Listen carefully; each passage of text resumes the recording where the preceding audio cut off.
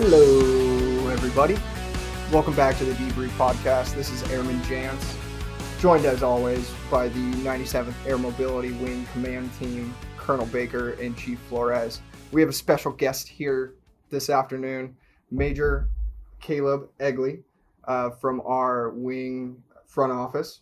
Welcome, Major. Well done. Well done on saying my last name. Thank you. I'm excited to go. Command team, welcome back. How are you gentlemen doing? We're doing great. Thanks for having us. Excited to be on this edition. We've made our way up to the field grade ranks, and I think we're going to have a great guest and a great podcast today. I'm feeling it, Chief. Oh, absolutely. We were talking before we started recording, and I thought, wow, we didn't record about 10 minutes of great material there. So Aaron Jance, I mean, he's got a little fidget machine in his hands. He still has his coffee cup. Mm-hmm. I'm excited. I feel honored to be in the presence of this coffee cup. I've heard it so much, and now I finally get to see it. Yeah, sparked 10 minutes of conversation before this. I know. I'm sad that our listeners out there don't get to see the routine though. There's a routine that happens where Aaron Jance takes a slow sip from said coffee cup and really relishes it. So, do you always wear glasses? No, not always. That's the difference. They're just blue You look a little smarter. Yeah. Thank you. Yeah, that was the effect he was going for. Clearly, has nothing. I'm looking a little wiser this afternoon. Yeah.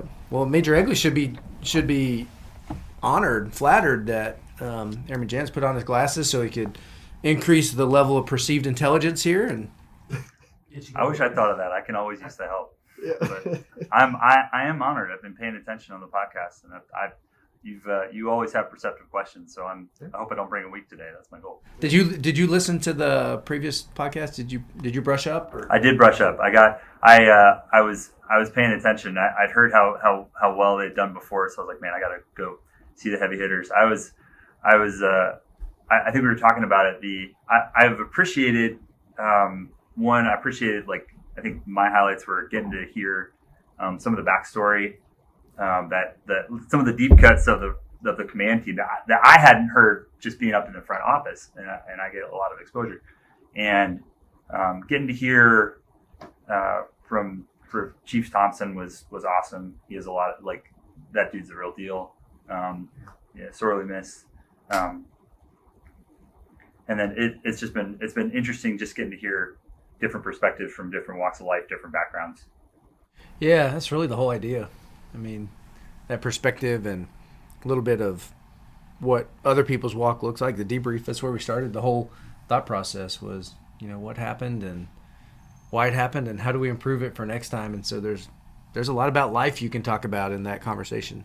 And speaking of improvements, our episode 2 guest, Staff Sergeant Scotty Shoemaker, just got picked up for officer training school for a UPT, undergraduate pilot training slot. So talk about, I don't want to say improvement because the East side is very near and dear to my heart, but it's always good to see a very solid enlisted member go become personal goal. And I think we talked about some of his life goals when he was in here and what he was after and just being great in the job that he was in. And it's all panned out. Sir, and I had no idea how humble he really is when he got picked up for officer training school. He then revealed the 15 obstacles that were in his way for him to get there. And that'll be another story for another day, but I was very proud of the young man. But sir, you're a student of the game. That's, I started looking at you, I was like, he is a true student of life, whether in the jet, whether as a leader, as a father. It's pretty amazing to see your preparation and how you go about your business, and you bring that to the front office, that continuity, plus a bunch of other things when it comes to you're just a loving soul. Yeah, and while the front office is, of course, the pinnacle, every second of every day I know wake up and go the front office. But there's a lot more to your story, I think, and I'm excited to hear more about it. But you started off. Gosh, well, tell us a little bit. So I think I couldn't agree with you more, sir. It's been a good challenging being working up in the front office with you two gentlemen, being stretched. It's definitely next level of responsibility and oversight. But it's also been super rewarding being able to see and interact and hopefully advocate for people across the wing and getting to see. little about background.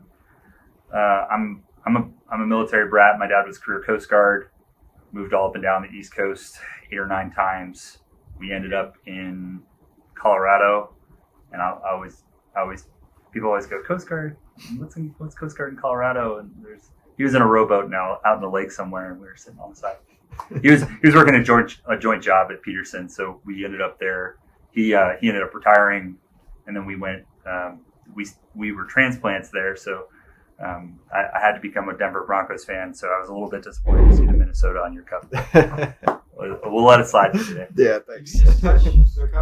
I'm sorry. That's happened. Acted like somebody's gonna see it too. It's just us in here. I'm sorry. I had to see it.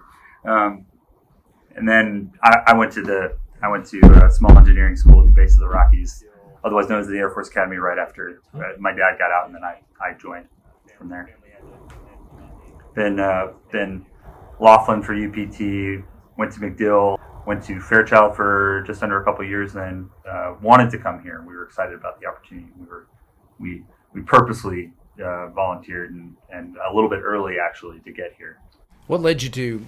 We've talked a few times about Altus, the great place it is, and the amazing community that we have, amazing airmen. What drove you to want to come this way? And for Altus specifically, primarily family. That'll be a good one. So I think any of the folks out there will be able to empathize. But when you've deployed a lot, I was gone. I was averaging about half the year, and I think I was, compared to my peers, I was low time. So I was with TDYs and deployments. There was a distinct. I'll say this: when I got here, the difference between my oldest of 3, so I got 7, 5.5, and 2.5. So my oldest, when we got here, my relationship with him has improved just months after being here, just because I was home and I could be there and parent and be around. And my youngest, who was born here, like, we have a different relationship. It's a little bit there's a little more familiar, just because my son got to deal with 5 deployments and a bunch of TDYs, and my youngest has never known me but anything but home. So that was the biggest reason to be here. But in addition to the obvious, I think, like, I genuinely, I like flying the 135. I really do. I enjoy instructing. So it was a chance to do both of those things, and at a very, very high level. I say I enjoy coming here because I want to be where the smart people are. And I can tell you, having been here for 3 years, I've interacted with a lot of really smart aviators, officer and enlisted, who across 3 different airframes just know the game inside and out. Ton of experience, ton of background. And I knew, like, if I could come here, like, I would get challenged, and it was an opportunity to step up and to do CFIC and those kind of things where you have to, you can't be sloppy. You have to know the game. So it's been awesome to be challenged that way. CFIC, Certified Flight Instructor Course. Combined Flight Instructor Course. Yeah. Goes back to when we had 135s and B-52s here. And I think a little bit of the heritage, and Chief will know this, but the 135 had a background where it was we were having mishaps and seeing fatalities with instructors on board. So CFIC was that hey, we across the force need to take a look at how we train instructors, how we improve our game, how do we make the instructor corps better. And it wasn't just the 135. We also with the B-52s. But long story tradition, going back to the SAC era, and it's a cut above, and it's one of the most fun things I get to do here, because it's where you get to nerd out. You really get to know the insides and out. You get to challenge people, and you get to see instructors get better. We've had a lot of folks. I think we have a lot of folks here that I've helped train in one way or another, and it's really cool to see them go through, get better, go back home, and then come back here. And now they're training other airmen. So, well, you call it nerding out. I call it being at the top of your game. Having seen you in action throughout a night sortie, through your combined flight instructor course, CFIC training, and really executing an instructor sortie in the way that very few people can, was pretty awesome and impressive to be a part of. And I think did we block extend that one? Sir, we shut down the field. I don't think that the tower guys were appreciate it, but we got all the training done. We got the students through. 0215. It was a good one, and it definitely gave me appreciation for what y'all are doing day in, day out, and it's pretty incredible. It's fun. It was a great sortie. We take I think the 54th and we takes a lot of pride, but like pilots and booms. The booms are sharp and they're on it. They don't let things slide in the best possible way. So it's that toughness that we really appreciate, and it holds people to a high standard. You got to. You need it when you're, one, just to be the best in the world at what you do, but also you're flying 1958, 1963 model aircraft. Got to be at the top of your game. They fly great. They're awesome. They're amazing for the seasoned jets that they are. But you got to be on your A game to fly that airplane. Have you flown with Major Egli, by the way? I have not flown with Major Egli. I got to fix that. We need to fix that. I mean, hopefully we have a little bit of latitude at the wing to be able to go do that. So, sir, I'm having a little debrief moment. When I went through CFIC as a student, not as to become a CFIC instructor, but as a CFIC instructor myself. I mean, an instructor trained by CFIC. I was nervous. I mean, that 60-day train-up time before I actually got here, I was living and breathing TOs and AFIs and all the supporting documents. And when I got here, you're absolutely right. Day one in the pit, I don't know if they still do that or not. Day one in the pit, the very first thing they cover is the history of CFIC. Yep. And I think they do it for a reason, because they want to make sure that they set the climate and culture right away, what you're signing up for. Right. And it almost sets like you beam with pride, and you feel like it's not just about being an instructor, but I'm going to earn this K code. K code is what they put on the flight orders to signify that you're an instructor. Yep. But you're going to earn, and you're going to be proud of it because of the legacy that you guys and gals have left. And y'all still deliver. Every time I see that CFIC patch, we wear patches on uniform to recognize units and everything else, but that I recognize greatness right there and a very, very high standard. And when we tell people Altus Air Force Base has some of the best instructors at what they do, CFIC is right up there. Yep. It really is. Agreed. And I love it. One of the things I love about this conversation is this gets to, and I know we've hit on this before and some maybe around the edges of it, is this idea of how our airmen really do desire to be held to a high standard. I think sometimes we confuse ourselves, or I've heard the conversations before about, how hard do we push and backing off on standards, or maybe sometimes, a team or a particular group can be reluctant to really uphold that standard because it's hard. And sometimes I think people can talk themselves into thinking that, hey, this is either too hard to maintain or that's not what people really want. But I've found every single time that is absolutely what airmen want. That's what sets them apart. It's what sets us apart collectively. It's standards. It's a discipline. It's knowing that, you're one of the few people in the world that can do this job to the level you do, and that you can impart that on others, which is, I think, where your heart's really at. It's pretty incredible. I think going back to that too, it's also a matter of communicating the why. Going back to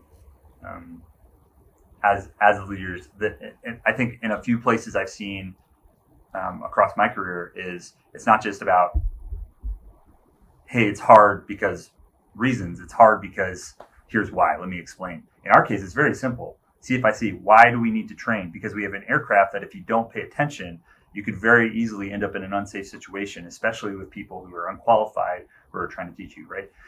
Similar for standards across an NE's explanation, I think is a chance to go, why is it this way?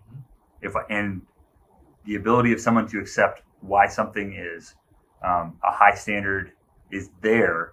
It directly correlates, I think, to the leader's ability to communicate and buy into the reason why the standard exists. And in that part, I find it's incumbent on me not just to go, well, this is the standard, but to go, this is the standard and here's why it exists. And I think the flip side of open to, okay, let me understand, is this here for a good reason?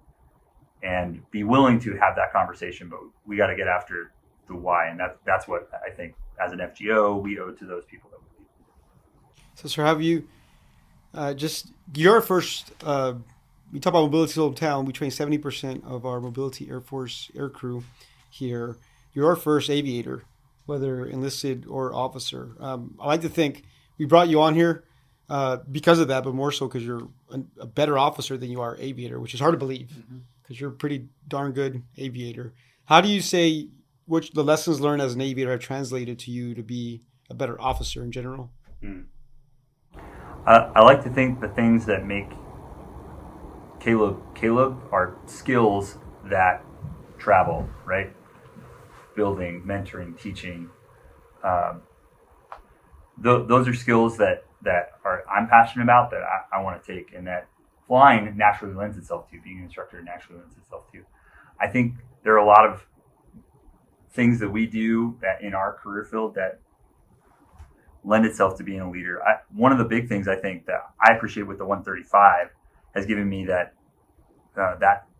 crew resource model mentality. It's very different in the 135 than I think maybe some other communities, because we have what I would consider a low power differential that between us and the boom operators. I trust the boom operators with my life and have been saved more times than I care to count. If I'm being honest, because I've just had a phenomenal boom operator. So that ability to have that conversation with the people on your crew, hey, where are we at? Where are we going? Is this the right call? And being able to send and receive input from everybody, that's been huge. I think as an aviator, but as a 135 pilot, I've appreciated that need to. I think as an aviator, that need to understand the rules and figure out, have a very good understanding of what is actually in the rules, and be able to understand where is it, what does it actually say, and being able to speak up and either defend or be willing to move and receive input is a huge thing for, I think, that aviators bring to the fight. So in anywhere across across our Air Force, I think having an understanding of that and being able to receive that input and move. Any examples outside the jet? I can think of a few. I think finance, I think, is a big one. So as a flight commander, having folks that are saying, hey, I'm having issues with a DTS voucher, as somebody who, being able to go, that skill of going like, well, hey, I know that the JTR exists. I know that there's business rules. Let me go find it. Here's the way that here's what needs to be done. Here's how we said, I will make phone calls to the right person. Like that. That's an easy example of being able to find that. I think another example is being able to awards and decorations. I've done an exec gig for a while, but being able to figure out, hey, what exactly needs. A lot of people, when awards come down, are a little bit scared off by the minutia. Man, this looks like a lot of work. And there's a lot of there's 1206 and a bio and all this kind of stuff. There's been, in my experience, it's been, can I look at this? What is it? How do I empower other people to say, hey, if you do this part, I'll do this part. Understanding the background of it and being able to empower other people to succeed is something that I think I've used that kind of know the rules to your advantage. Yes, sir. Sounds like a very deliberate approach to all tasks. That's what I walked away with. I agree. That's what I think we collectively, I'm sure part of what you're saying is we see that in your day-to-day, the way you conduct yourself and the way you work. I don't know if we said it at the beginning. You talked about the front office, and Major Egli is an executive officer, which means he's basically responsible for making sure that the command positions and that the wing front office and the wing functions administratively, that it functions relationally, and that we're taking care. I call that taking care of airmen. Those administrative functions that need to happen day to day are what he does. And we see it day in, day out. And it really is some of the same skills that you're putting to use are the same skills he's using on the flight deck with the boom operators, who, by the way, I do agree, or my term is that it is the pinnacle of flight crew integration. And there's some fantastic career fields out there, many, many, many that I could talk for hours about. But seeing the way, particularly on that airframe, that the boom operators and the pilots interact is, it's there. It's remarkable. There's a lot to be learned from that. There's lots of case studies we could do on that you could really deep dive on.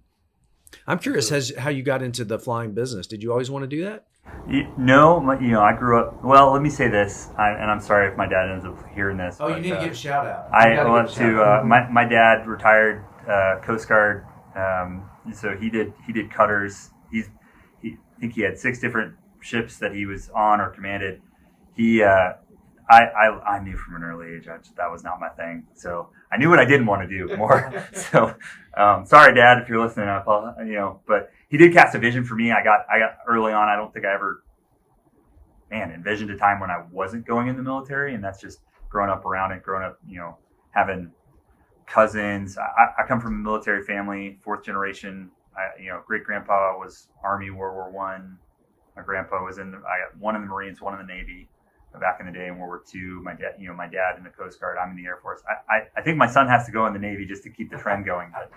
But coming from a military family, seeing growing up, going to a military, my dad worked at the Coast Guard Academy back in the day. So just seeing it and growing up, I always kind of had that vision. And then my dad's jobs ended up taking us to Air Force bases. We lived on Air Force bases. I did JROTC, Civil Air Patrol, got to see aviation, and somewhere in there I got the bug to fly A-10s. That was the dream, and there was only one place where I could go to academy and still fly A-10s. So I guess I was going to the Air Force Academy, and that's kind of how that ended up happening. That dream did not come true, but I think I ended up right where I wanted to be, and I love doing what I'm doing. I'm trying to picture you pre-contact in an A-10 right now. No, not the same. It's not the same. Yeah. So the ship driving part wasn't your jam, but it sounds like there's probably something there with what your dad inspired you and instilled in you in terms of, leadership and in terms of setting an example as a role model for you growing up. Yes, absolutely. Having a retired 06 dad. Phenomenal writer, had a doctorate, wrote a book. If I want something tore up, I give it to him to write. So learn from a very early age that communication is key. So written communication, that skill is a big deal. Just everything was a leadership lesson. Growing up with my dad. My dad is still one of the most kind of upright people I can think of. So I had a very strong role model for leadership and officership and fatherhood going forward. So that's awesome. Powerful. Well, it is. I'm grateful to have been raised in a home with 2 loving parents and siblings, and having a family dynamic where we were all together. So. Fantastic. Absolutely fantastic. So greatest quality of your dad? My dad is one of those people who isn't afraid of anybody. He's tenacious. So I find myself having to I'm not that way. So by nature. Well, so this is for the audience that we were talking about. This was in the 10 minutes before we started. So I happen to have seen you on the jiu-jitsu mat. I happen to know that you have a wrestling background, and I happen to know that you are incredibly tenacious when you need to be. I like to think of it as meekness. You know what meekness is, Chief? Meekness, reserved. Strength. It's strength under control. It's not weakness. Meekness is strength under control. So I strive for meekness, strength under control. I guess if I could put it that way, but. I'm not sure it was fully under control on the jiu-jitsu mat last time I saw you and Major Rush rolling around, but it maybe for you, if you had some gas left in the tank, that's impressive. So that's how you ended up on your path. Yes, and I think I had, and we were talking about this a little bit the other day. I'd like to think that my career, my kind of leadership career, has been. I have a few like high memory moments, and I think the first one that I could think of, I was trying to think back. I can think of 3. I can think of the first one was in addition to I have a loving wife who's always been there. My faith is characterized by a savior who believed in me at the right moment. Shout out for Jess. Yeah, and like I said, we talked about with my dad. Absolutely. So I have some all the time, every time. But a few high impact moments. I was actually Civil Air Patrol. We were discussing like, hey, what's it look like to go to a commissioning program. I remember, and I voiced in a group setting, like, I don't know if I could cut it. Like, little 15-year-old Caleb Egli was like, hey, I don't know if I can cut it at an academy. I don't know if that's for me. And we had an A1C McDonald, who was in the honor guard. We were at Bowling Air Force Base back when it was just Air Force Base, and the honor guards there. We had a few airmen that came and helped out and just increased the level of professionalism immensely. But so he was one. He taught me how to do guide on stuff back in the day, back when that was a requirement. But A1C McDonald pulled me aside at the end. And he was like, "Hey, Egli, come here. Did you mean what you said about not being able to cut it?" And I was like, well, yeah. I don't know if I have, I don't have that confidence. I don't know that I could do it. And he's like, look, you could succeed at whatever you wanted to do. You could absolutely go enlisted. I know you want to go in the military, but you're cut out for this officer thing.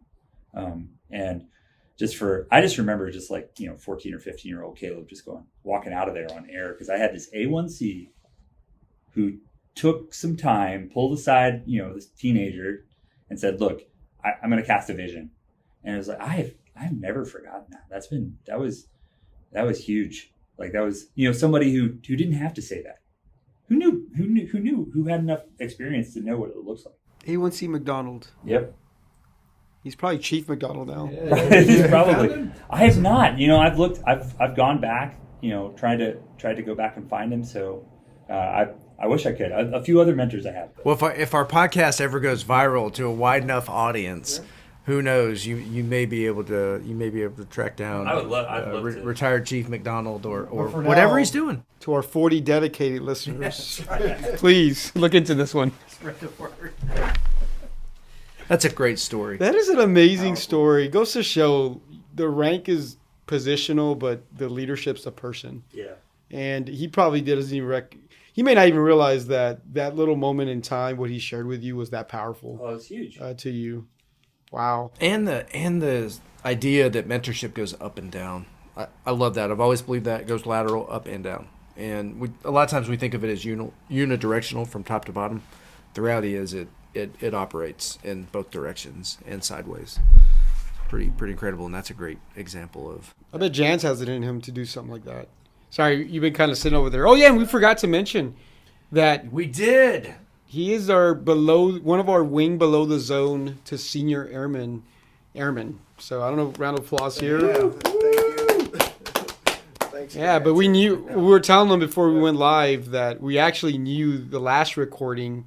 But obviously we couldn't spill the beans. Yep. He was notified less than a week after. So yeah. I bet you were thinking, weren't you? I bet these two people know this. It's certainly popped into my mind, like, the command team's gonna be on the podcast. Maybe they accidentally just spill the beans or something. You just don't know. I appreciate your professionalism. You didn't let on at all that you any insider baseball here you can offer. No, that was for my superintendent, Sergeant Allen. I'd nag him like every day. I was like, oh yeah, you hear back from BTZ yet? Did I make it? And he'd be like, you'll know when you know. That's perfect advice. Getting promoted early is a huge deal. That's something that very, very few people get the honor and earn, and you earned it. And we were super thrilled to see your name and all the other names that were on there. So I got to ask, just because obviously, sir, you do work at the wing, and we know each other pretty well. Matter of fact, we rode over here together, which was interesting. The people you ride with, you're gonna interview. But was there much interaction between you two, Major Egli and Airman Jantz, before this? Nope. Cold turkey. Yep. Other than paying attention and knowing, like, he asks good questions. So yeah. I'm looking over here at his notebook going, I'm just expecting some. Well, there are times when the command team comes in and it's more of them interviewing the guest, and debriefing, and that's really nice sometimes. I've got my questions, my usual questions, and some new ones, but it's really nice to sit back and actively listen to the command team's conversation with our guests too. Never forget that technique, because when you go speak to different crowds, whether at ALS or FTAC or some other kind of professional development, you always come ready with questions, but the hope is you never have to go to them. Yeah. because people, or your talking points, because people are gonna just facilitate amongst each other, and you're just there to carry that on. Yeah, I find that hard sometimes. That trying to figure out, does the audience, because our default position is to try to get them talking and try to not talk at people.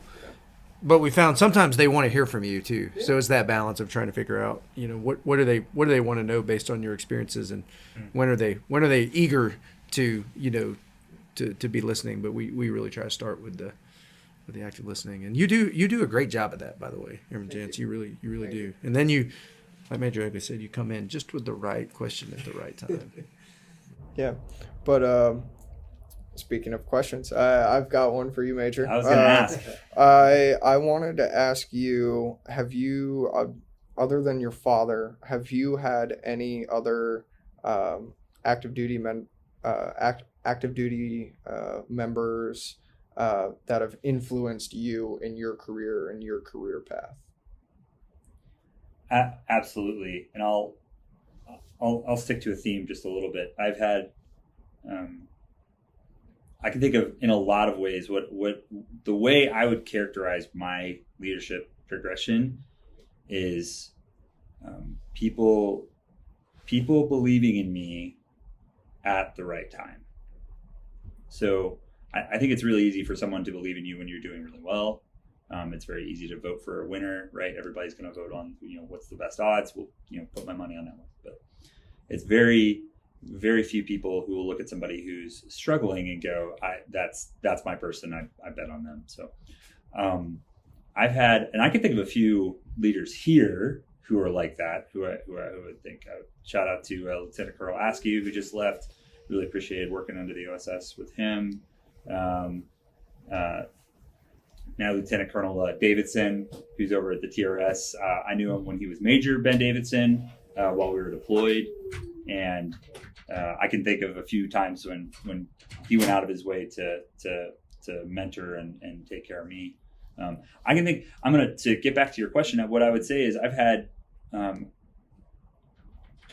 can distinctly remember in UPT, I had a flight commander, then Captain Harry Stell, who was he was a former Air Force Academy Honor Card guy. He was tough. He was very sharp.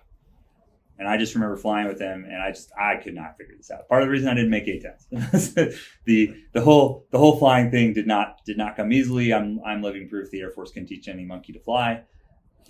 And I was struggling to get through my first solo, and I just remember walking back in, and he was like, "Hey, Egli, how you feeling about this?" And I was like, "Man, that was a bummer of a ride. I just can't figure this out." And he goes, "You're an easy fix."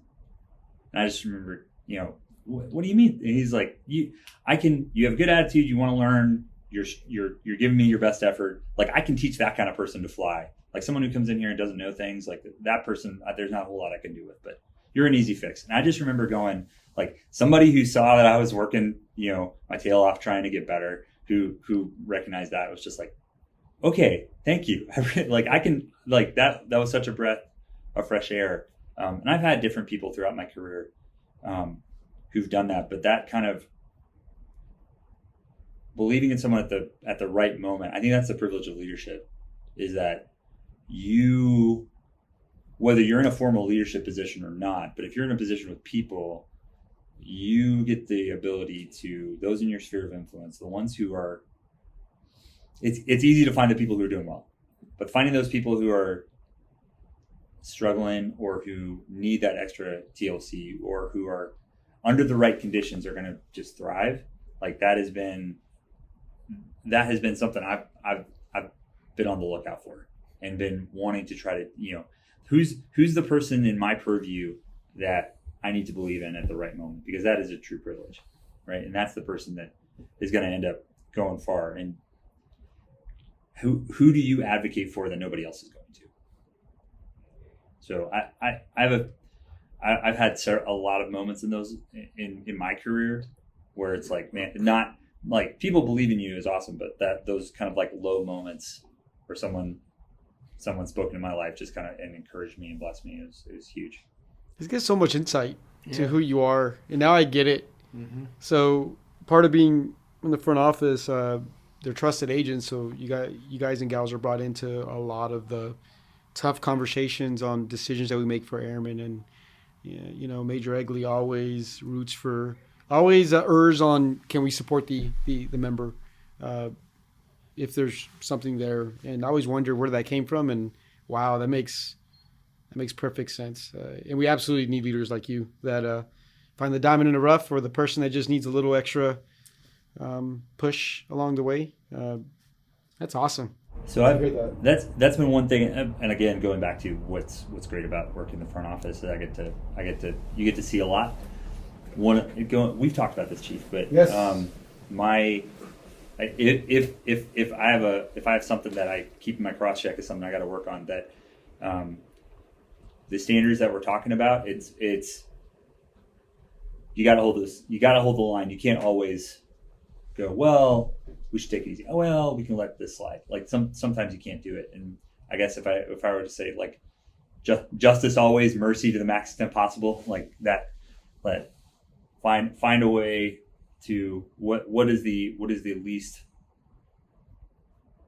onerous option in terms of getting to where we need to be to satisfy justice and also take care of what needs to happen for the member. I just justice in the little sense that what needs to happen in this situation. So yes, sir. And we talked about this too, but your instructor, I think you said your instructor at UPT that gave you the feedback that you have a great attitude. I mean, I truly believe if you have a great attitude, it gives you some altitude. So you have some space to fall to be able to cut out, because everyone roots for that person. And I think we talked about, you had a situation similar to another person, but your outcome was different. And I think a lot of it was, I think we talked about, what are you doing the 99% of the time that there's no conflict? Are you being a good teammate? Or do you have a great attitude? Do you bring good energy? Or are you toxic? And if you're toxic, you better be really good at your job, because people can't wait to knock you off the pedestal because you're toxic. And sometimes it's hard to, I want to say, pin things on people because no one's looking for that. I've had some very, I would frankly say, aggressive leaders that never messed up. And they were really good at their job, and they were polarizing. And even I think a good follower will be drawn even to those kind of leaders. As long as it's not illegal and moral and ethical, what is your redeeming quality?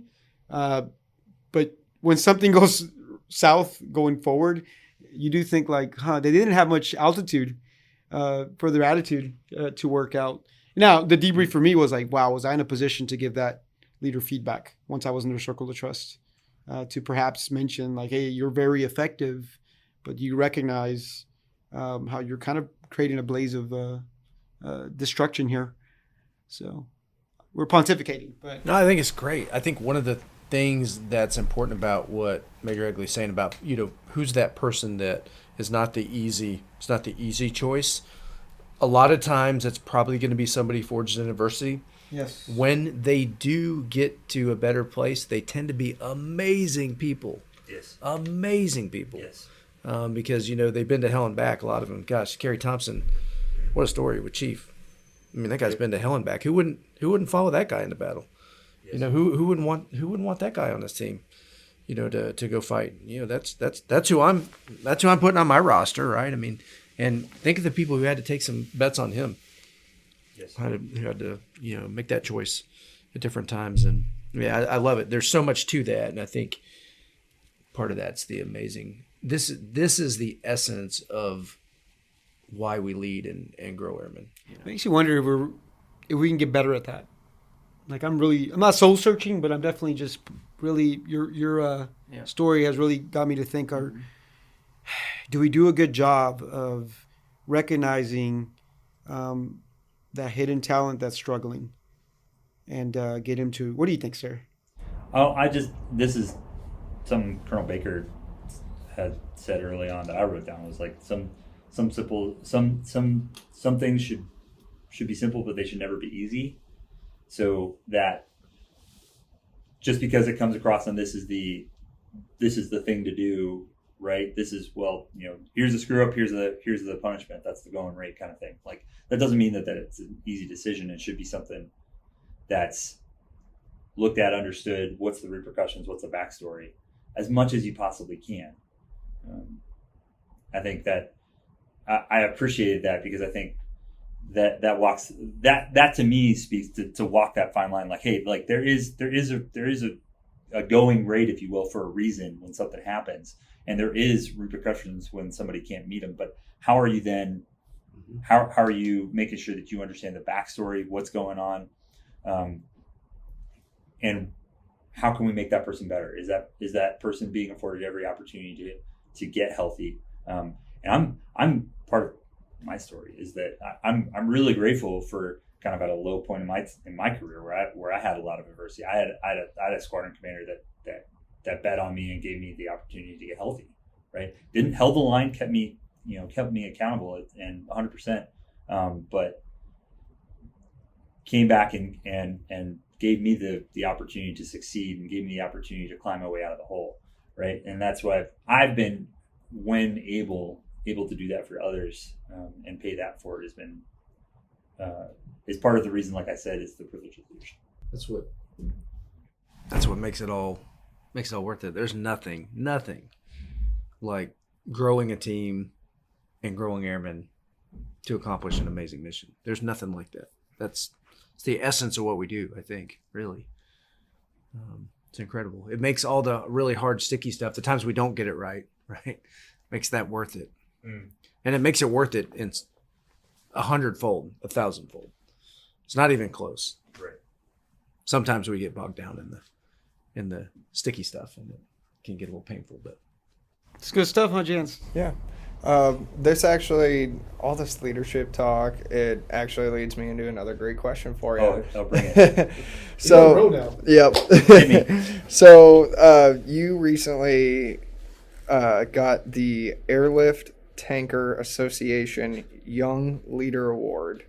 Can you educate me on and our audience on what this is, and and then I'd love for the command team's response to hearing about that and knowing that one of your airmen got that award. Gosh darn it! I thought we were going to get through that. It came out. So I think if I had to point to some of the background, we did a lot of good work over in the 54th when that was over 2020 when COVID kicked off. So we were doing a lot of good work, and the shop I was in the middle of it. So I could talk to you a lot about the scheduling team over there and kind of the woes of like trying to schedule around COVID. Like, goodness gracious, like that was not a fun time for anybody at the FTU. But I think that was getting put in. The other thing I'll say about that is one Lieutenant Colonel Askew at the time was adamant about making sure that I had a package that got put in. So if I could drop another, leadership axiom is that if you have time to write an award, you have time to write an award for somebody else. So I've always been the benefit of really good leaders who've I've never had to go out and write an award for myself. It's always been somebody either writing it for me or telling me to write one, put me in. So I've always lived by that axiom. Like if I have time to write an award, then I have time to go find somebody else who needs help and write some stuff. And so I've been the benefit of really good leaders who take the time to know their people and fight for us. So and you asked for what is it like Airlift Tanker situation? The Airlift Tanker Association, premier mobility organization, and it was a huge deal to me. Came very, very surprising, and there were a lot of really, really sharp people up on the stage.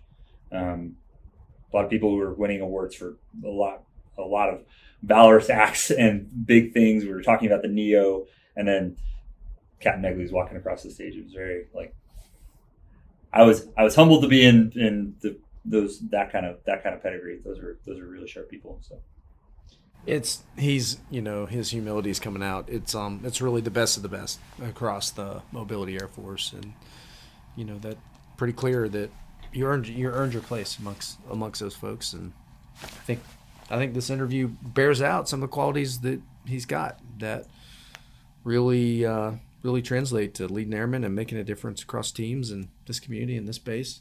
I mean, I see it. I certainly see it in the front office, but I can see those same qualities that have translated to success at squadron, group, you name it. That's why airmen want to follow you and will follow you. Yeah, I didn't really know you then. I think I saw you. So part of winning these awards, you were in service dress the entire time while you're at the convention, Sure was. which that definitely stands out when you ask questions, and everyone else is in flight suits or OCPs.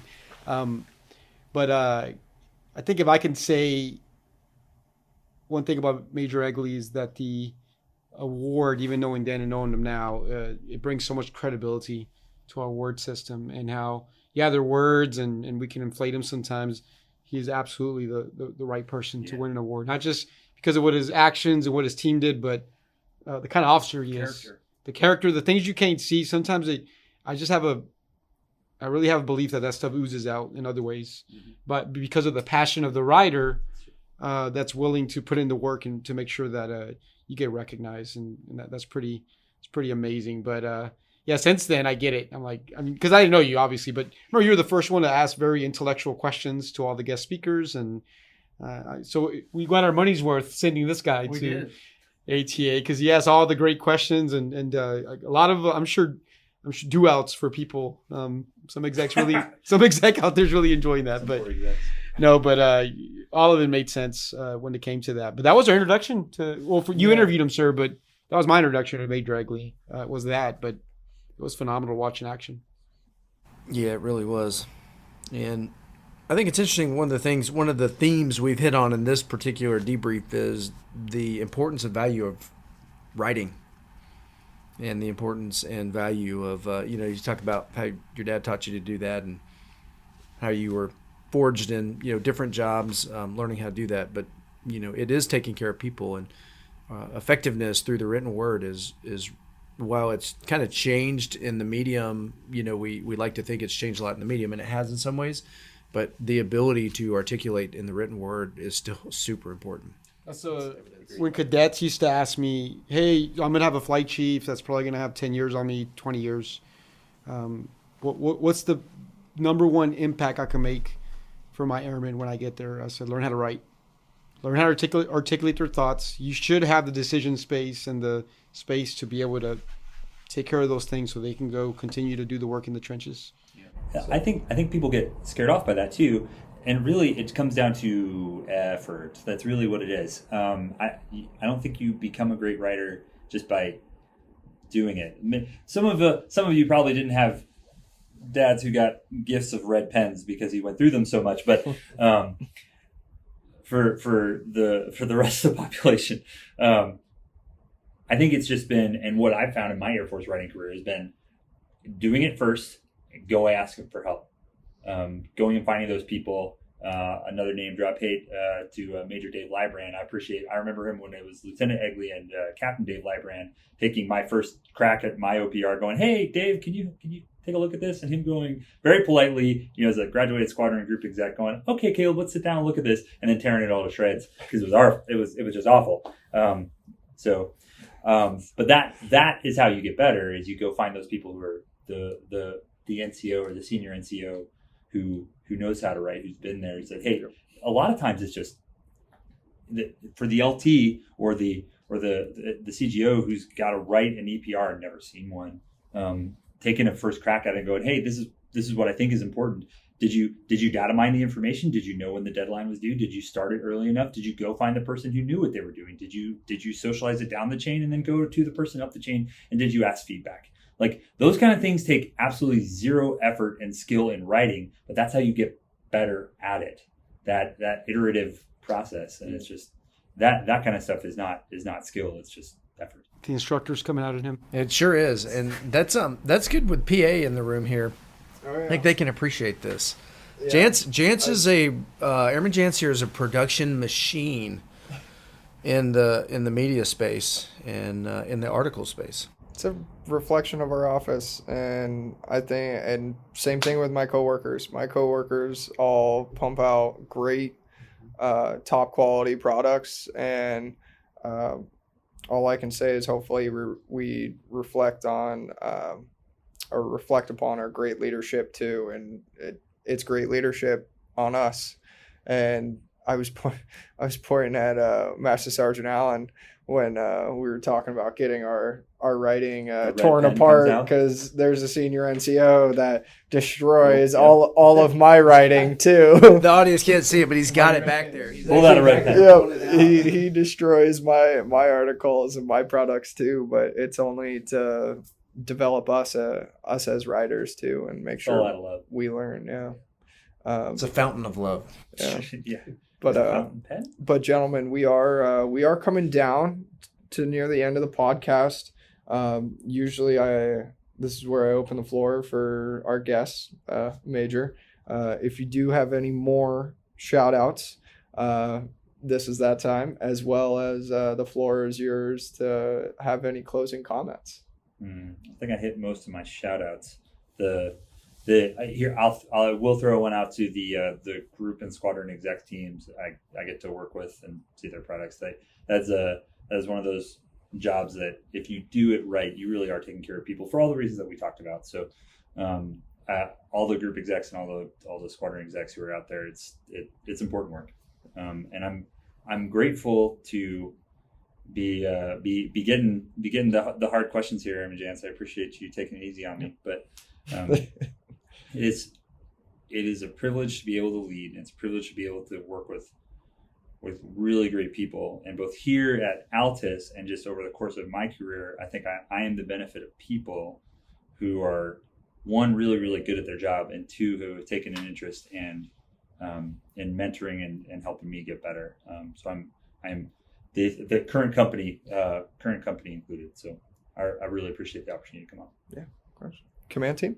Oh, it's been awesome. They're really insightful.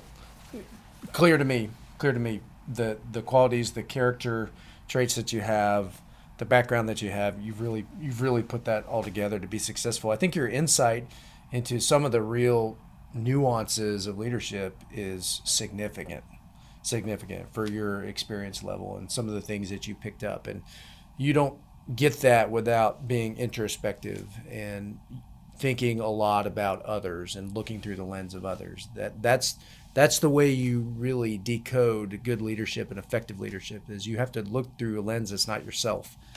I think that's one of the keys. And I think from my view, it's pretty clear that's what this guy's been doing, and among many other great things. What do you think, Chief? Yeah, no, it's amazing. We don't have a lot of runway ahead of us. Next year can be retirement time.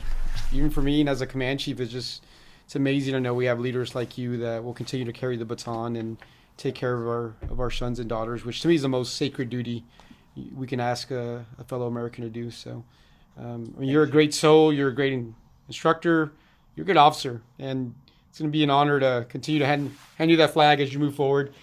People like you make me think the Air Force is going to be in good hands as we continue to move out. It's high praise. Thanks, Chief. And again, Major, it's going around the room, but thank you for coming onto the podcast. I'd say you were top notch. Top notch guest. This is the first time you've given praise. Yeah, that is man. This is unprecedented. Yeah, and I really appreciate your stories and your openness with the command team and myself, and it was just a pleasure having you out here. That needs to make your OPR. A1C stated top notch. That's the hardest crowd. Yeah, that's the hardest. But I really do appreciate that. Thank you. Yeah, but thank you, command team. Thank you. I would say that is a wrap for episode 6 of the Debrief podcast. Thank you, everybody. We'll see you later. Yeah. See you.